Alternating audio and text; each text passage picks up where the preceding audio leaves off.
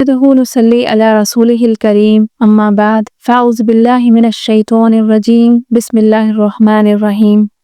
رب اشرح لي صدري ويسر لي أمري واحلل عقدة من لساني يفقهوا قولي رب زدني علما رب زدني علما رب زدني علما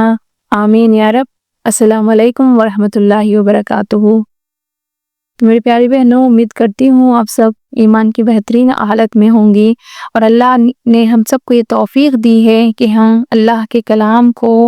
تلاوت کر سکیں اور اس کا ترجمہ سمجھ سکیں، تاکہ ہم اپنی زندگیوں میں اس پر عمل کر سکیں۔ تو اللہ تبارک و تعالیٰ کا شکر ادا کرتے ہوئے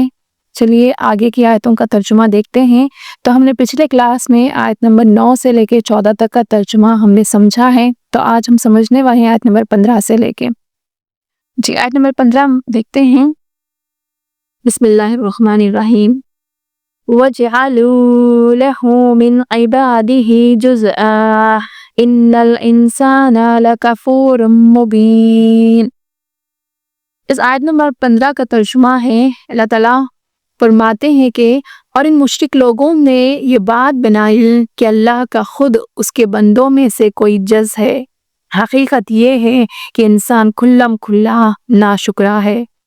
اس آیت میں مشرکین عرب کی اس عقیدے کی تردید کی گئی جس میں وہ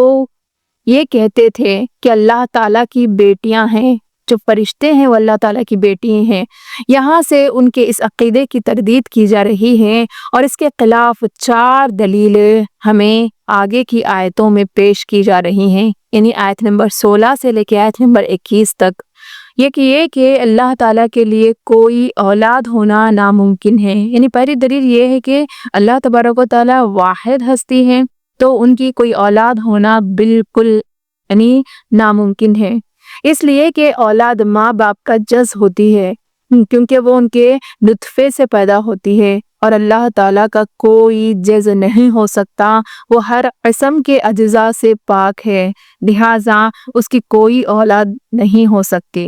اور دوسری دلیل یہ دی گئی کہ مشرکین جو ہے ان کا اپنا خود کا حال یہ ہے کہ جب وہ اپنے لیے بیٹیوں کی ولادت کو عار سمجھتے ہیں، یعنی جب ان کے گھر میں کبھی بیٹیاں پیدا ہوتی ہیں تو ان کے چہرے جو ہے وہ سیاہ ہو جاتے ہیں، یعنی ان کو اتنا غم پہنچتا ہے اور وہ ان کو نصیحت سمجھتے ہیں۔ اور دیکھیے کہ جب وہ اپنے خود کے لیے بیٹیوں کا انتخاب نہیں کرتے، لیکن یہ اللہ تعالیٰ کے لیے بیٹیوں کا انتخاب کرتے ہیں، تب یہ عجیب بات ہے کہ بیٹی کو خود اپنے لیے تو عیب سمجھتے ہیں، اور اللہ تعالیٰ کے بارے میں یہ عقیدہ رکھتے ہیں کہ وہ اس کی بیٹیاں ہیں۔ تو دیکھیے کہ یہ دوسری دلیل بتائی گئی ہے کہ اللہ تعالیٰ کی کوئی اولاد نہیں ہے اور نہ ہی ہو سکتی ہے، اور جو فرشتے ہیں وہ اللہ تعالیٰ کی بیٹیاں بالکل نہیں ہیں۔ اور تیسری دلیل یہ دی گئی ہے کہ اس عقیدے کی روح سے اگر ہم دیکھیں، فرشتے جو ہے وہ مؤنث قرار پاتے ہیں۔ مؤنث کے معنی ہے فیمیل، تو یہاں پہ انہوں نے فرشتوں کو مؤنث مانا ہے، جہاں کے فرشتے مؤنث بالکل نہیں ہیں۔ اور چوتھی دلیل یہ دی گئی کہ اگر عورت ہونا حقیقت میں کوئی عیب یا عار کی بات نہیں ہے، لیکن یعنی اللہ تعالیٰ نے عورت کا درجہ بہت بلند فرمایا، جیسے ہم نے دیکھا کہ قرآن پاک میں اللہ تعالیٰ نے سورہ نساء کو عورتوں پر نازل کیا، تو وہاں سے ہمیں عورتوں کا درجہ پتہ چلتا ہے۔ تو اسی لیے اللہ تعالیٰ فرماتے ہیں کہ عورت ہونا حقیقت میں کوئی عیب کی بات نہیں ہے، لیکن ایسے خصوصیات ہوتے ہیں عورت کے اندر، جو صلاحیتیں ہوتی ہیں جو مردوں کے مقابلے میں بہت کم ہوتی ہیں، کیونکہ ان کی زیادہ توجہ دیکھیں عورتوں کی زیورات اور زیب و زینت کی طرف رہتی ہے، اور وہ اپنی بات کو خوب واضح کر کے کہنے کی صلاحیت بھی یعنی مردوں سے بہت کم ہوتی ہے۔ لہٰذا اگر بالفرض اللہ تعالیٰ کو کوئی اولاد رکھنی منظور ہوتی تو وہ کیوں مؤنث یعنی کیوں جو ہے نا فیمیل ہی کو اپنے لیے انتخاب کرتا۔ تو یہ 4 دلیلوں سے ہمیں صاف پتہ چلتا ہے کہ جو مشرکون کے جو دلیلیں ہیں یعنی جو عقائد ہیں جہاں پہ وہ فرشتوں کو اللہ کی بیٹیاں مانتے ہیں، یہ سراسر غلط ہے اور الزام ہے۔ آیت نمبر 16 سے لے کے 21 تک یہاں پہ انہی باتوں کا ذکر کیا گیا۔ دیکھتے ہیں آیت نمبر 16۔ أَمِ اتخذ مما يخلق بنات وأصفاكم بالبنین، جس کا معنی ہے بھلا کیا اللہ نے اپنی مخلوق میں سے اپنے لیے تو بیٹیاں پسند کی ہیں اور تمہیں بیٹوں کے لیے منتخب کیا ہے؟ یعنی اللہ نے جو مخلوق کو پیدا کی ہے، کیا اپنے لیے بیٹیاں رکھ کر کیا تمہیں بیٹوں سے اللہ تعالیٰ نوازتا ہے؟ اور آگے آیت نمبر 17 دیکھتے ہیں، وَإِذَا بُشِّرَ أَحَدُهُم بِمَا ضَرَبَ لِلرَّحْمَنِ مَثَلًا ظَلَّ وَجْهُهُ مُسْوَدًّا وَهُوَ كَظِيمٌ، جس کا ترجمہ ہے حالانکہ ان میں سے کسی کو جب اس بیٹی کی ولادت کی خوشخبری ہوتی جو اس نے خدائے رحمان کی طرف منسوب کر رکھی ہے تو اس کا چہرہ سیاہ پڑ جاتا ہے اور وہ دل ہی دل میں گھٹتا رہتا ہے۔ یعنی اس آیت سے ہمیں اللہ تعالیٰ یہ واضح فرماتے ہیں کہ جب یہ مشرکین مکہ کبھی اگر ان کو بیٹیوں سے نوازا جاتا یا پھر ان کے گھر بیٹیاں پیدا ہوتی تو اس خوشخبری جب انہیں دی جاتی تو ان کے چہرے سیاہ پڑ جاتے اور دن بھر جو ہے نا وہ اتنا اداس رہتے اور یہ مانتے ہیں کہ بیٹی کی ولادت ایک نحوست ہے۔ لیکن دیکھیے کہ یہ اپنے لیے تو جو ہے نا نحوست کی بات مانتے ہیں، لیکن اللہ تبارک و تعالیٰ کے لیے بیٹیوں کا انتخاب کرتے ہیں۔ اور آگے آیت نمبر 18 دیکھتے ہیں، أَوَمَن يُنَشَّأُ فِي الْحِلْيَةِ وَهُوَ فِي الْخِصَامِ غَيْرُ مُبِينٍ۔ اس آیت سے اللہ تعالیٰ فرماتے ہیں، اور کیا اللہ نے ایسی اولاد پسند کی ہے جو زیوروں میں پالی پوسی جاتی ہے اور جو بحث مباحثے میں اپنی بات کھل کر بھی نہیں کہہ سکتی؟ یعنی یہ جو تیسری دلیل یہ بتائی گئی کہ اللہ تعالیٰ عورتوں کو یعنی اپنے اولاد میں فرشتوں کو جو ہے نا یعنی فیمیل سمجھ کر کیوں پسند کرتے ہیں؟ کیا اللہ تعالیٰ ایسی اولاد کو پسند کرتے ہیں جو زیوروں میں پالی پوسی جاتی ہے اور جو بحث مباحثے میں اپنی بات کھل کر بھی نہیں کہہ سکتی؟ اور آیت نمبر 18 میں تو یہ فرمایا گیا، دیکھتے ہیں آیت نمبر 19، وَجَعَلُوا الْمَلَائِكَةَ الَّذِينَ هُمْ عِبَادُ الرَّحْمَنِ إِنَاثًا أَشَهِدُوا خَلْقَهُمْ سَتُكْتَبُ شَهَادَتُهُمْ وَيُسْأَلُونَ۔ تو آیت نمبر 19 میں اللہ تعالیٰ فرماتے ہیں کہ اس کے علاوہ انہوں نے فرشتوں کو، آیت نمبر 19 میں اللہ تبارک و تعالیٰ فرماتے ہیں کہ اس کے علاوہ انہوں نے فرشتوں کو جو خدائے رحمان کے بندے ہیں انہیں مؤنث بنا دیا ہے۔ کیا یہ لوگ ان کی تخلیق کے وقت موجود تھے؟ ان کا یہ دعویٰ لکھ لیا جائے گا اور ان سے باز پرس ضرور ہوگی۔ یعنی اللہ تعالیٰ ان مشرکین سے سوال کرتے ہیں کہ یہ جب فرشتے پیدا ہوئے تھے کیا یہ لوگ اس وقت موجود تھے؟ تو یہ سوال کرتے ہوئے اللہ تبارک و تعالیٰ ان کی عقیدوں پر یہ سوال کرتے ہوئے کہتے ہیں کہ یہ جو بھی دعویٰ کر رہے ہیں یہ سب کچھ لکھا جا رہا ہے، ہر وہ چیز، ہر وہ بات جو مشرکین مکہ کہہ رہے ہیں یہ نوٹ کیا جا رہا ہے، اور قیامت کے دن اس بات کی سوال جواب ضرور ہوگا اور اس کے برخلاف انہیں سزا یا جزا ضرور دی جائے گی۔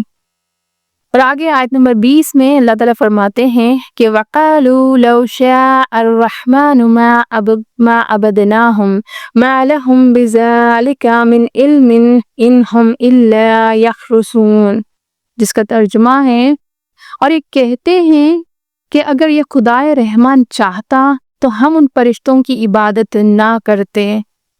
اور ان کو اس بات کی حقیقت کا ذرا بھی علم نہیں ہے اور ان کا کام اس کے سوا کچھ نہیں کہ اندازوں کے تیر چلاتے ہیں۔ یہاں پہ مشرکین مکہ پہلے تو فرشتوں کی عبادت کرتے ہیں، ان کو بت بناتے ہیں، انہیں سجایا کرتے تھے اور ان کی پوجا پاٹ بھی کیا کرتے تھے، اور الٹا یہ کہنے لگتے کہ اگر اللہ تعالیٰ چاہتے تو ہمیں ان فرشتوں کی عبادت کرنے سے روک سکتے تھے، کیونکہ اللہ تعالیٰ خود چاہتے ہیں کہ ہم ان کی عبادت کریں۔ اللہ اکبر۔ تو دیکھیے کہ ان کی جو تکبر کا لیول اتنا بڑا ہے کہ وہ فرشتوں کو تو اللہ تعالیٰ کی بیٹیاں قرار دیتے ہیں اور ان کی عبادت کرتے ہوئے اور یہ خوش ہوتے ہیں اور یہ کہتے ہیں کہ اگر اللہ تعالیٰ چاہتے اور اللہ تعالیٰ سمجھتے کہ ہم جو کر رہے ہیں وہ غلط ہے تو ہمیں ان فرشتوں کی عبادت کرنے سے روک لیتے ہیں۔ انہیں کیا پتا کہ اللہ تبارک و تعالیٰ انسان کو آزماتے ہیں۔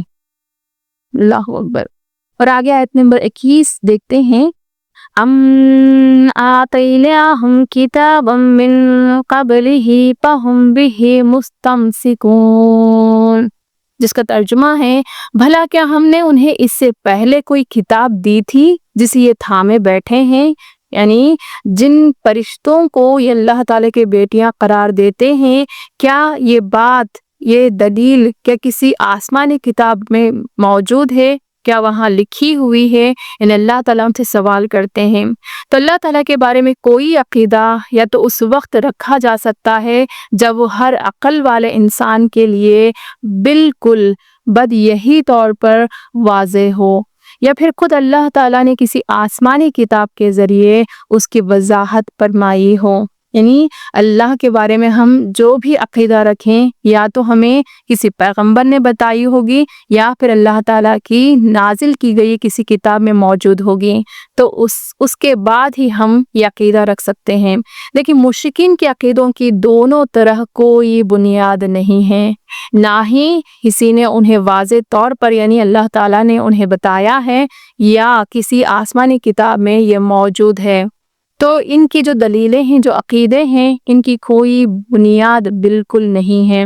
ان کا عقیدہ عقل کے بھی خلاف ہے اور ان کے پاس اللہ تعالیٰ کی کوئی کتاب بھی ایسی نہیں جس میں ایسے عقیدے بیان کیے گئے ہیں۔ دیکھیے کہ اس آیت نمبر 21 سے اللہ تعالیٰ ان سب مشرکین سے سوال کرتے ہیں کہ جو عقیدہ تم میرے بارے میں رکھتے ہو، کیا یہ کہیں تمہیں ملتی ہے؟ یعنی کسی آسمانی کتاب میں ملتی ہے؟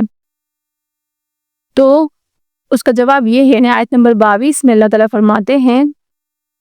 بل قالوا انا وجدنا آباءنا علی امۃ وانا علی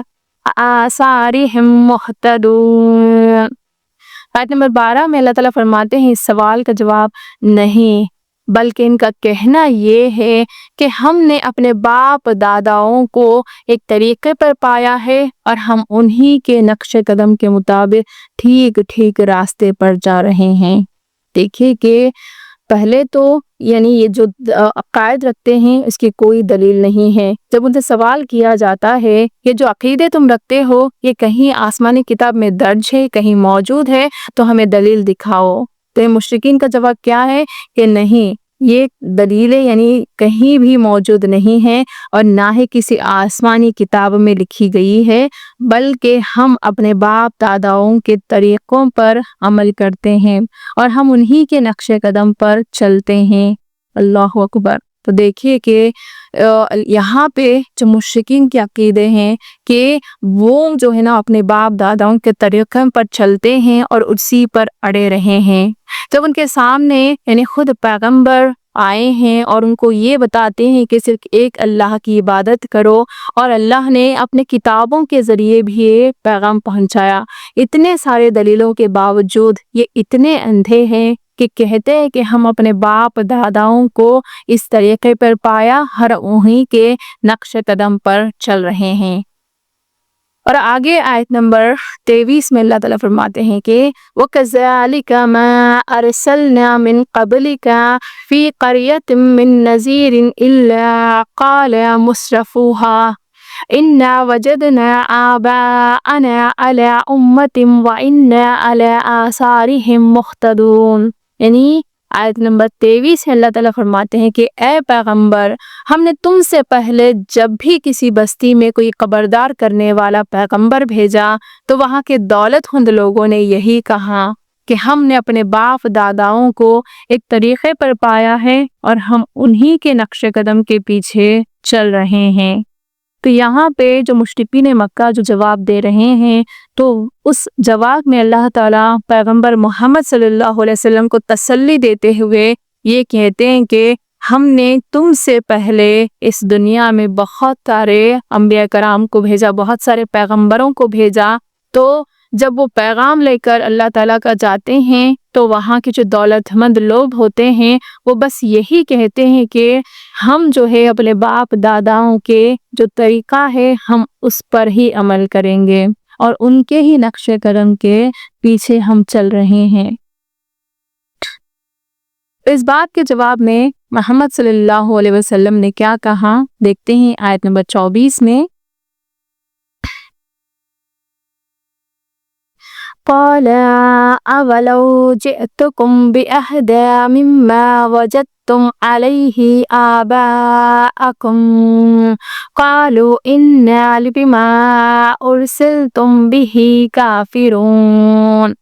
تو محمد صلی اللہ علیہ وسلم کیا فرماتے ہیں کہ تم نے اپنے باپ داداؤں کو جس طریقے پر پایا ہے، اگر نمبر 24 میں جب ان سے یعنی پیغمبروں نے یہ کہا کہ میں جو بہترین پیغام تمہارے پاس لے کر آیا ہوں، یعنی جس دین پر تم چل رہے ہو، اپنے باپ دادا کے نقش قدم پر چل رہے ہو، میں اس سے بہترین دین تمہارے پاس لایا ہوں، تو یہ لوگ جواب دینے لگتے ہیں کہ تم جو پیغام دے کر بھیجے گئے ہو ہم تو اس کو ماننے والے بالکل نہیں ہیں، یعنی جو پیغام تم اللہ تعالیٰ کی طرف سے لے کر آئے ہو ہم تو اسے بالکل نہیں مانیں گے، بلکہ ہم اپنے باپ دادا کے نقش قدم پر ہی عمل کریں گے۔ تو اس کے جواب میں آیت نمبر 25 میں اللہ تعالیٰ فرماتے ہیں کہ فَانْتَقَمْنَا مِنْهُمْ فَانْظُرْ كَيْفَ كَانَ عَاقِبَةُ الْمُكَذِّبِينَ، یعنی نتیجہ یہ ہوا کہ ہم نے ان سے انتقام لیا، اب دیکھ لو کہ جھٹلانے والوں کا انجام کیسا ہوا۔ یعنی پیغمبروں کے واضح دلیل لانے کے بعد بھی تو یہ لوگ جو اللہ کے احکام کی پیروی نہیں کرتے، پیغمبروں کو جھٹلاتے ہیں، اللہ تعالیٰ کے احکام کو انکار کرتے ہیں اور انہیں سیدھا راستہ دکھایا بھی گیا تو پھر بھی وہ اس کا انکار کرتے ہیں، تو نتیجہ کیا ہوا کہ اللہ تعالیٰ نے ان سب سے انتقام لیا اور ان سب کو ایسے عذاب میں اللہ نے مبتلا کیا کہ وہ خود تباہ ہو گئے اور ان کی نسل کو بھی انہوں نے تباہ کر دیا۔ تو ہمیں یہ آیت نمبر 25 سے ہم سب کو یہی سیکھ ملتی ہے کہ جو کوئی اللہ تعالیٰ کے احکام کو نہیں مانتے اور اللہ کی عبادت میں کسی اور کو شریک کرتے ہیں اور ان کے سامنے قرآن اور حدیث سے دلیلیں رکھنے کے باوجود بھی اگر وہ اپنے باپ داداؤں کے نقش قدم پر چلتے ہیں تو ان کا انجام بہت برا ہونے والا ہے۔ جس طرح ہم نے دیکھا پچھلے قوموں کے ساتھ ہوا ہے، تو اللہ تعالیٰ جب کسی کو اپنے ہاتھ میں پکڑ لیتے ہیں، اللہ تعالیٰ کی پکڑ جب آتی ہے تو یہ لوگ اللہ کی پکڑ سے بالکل بچ نہیں سکتے۔ اللہ تبارک و تعالیٰ ہم سب کی اصلاح فرمائے، اللہ تبارک و تعالیٰ ہمیں سچے دین کی سمجھ عطا فرمائے اور اس پر عمل کرنے کی توفیق عطا فرمائے، اور ہم جو بھی کوششیں کر رہے ہیں اللہ تعالیٰ ان کوششوں کو کامیاب فرمائے، آمین۔ صدق اللہ العظیم برحمتہ یا ارحم الراحمین والحمد للہ رب العالمین۔ تو باقی کی آیتوں کا ترجمہ انشاءاللہ ہم نیکسٹ پارٹ میں دیکھتے ہیں۔ جزاک اللہ خیرا کثیرا۔ السلام علیکم ورحمۃ اللہ وبرکاتہ۔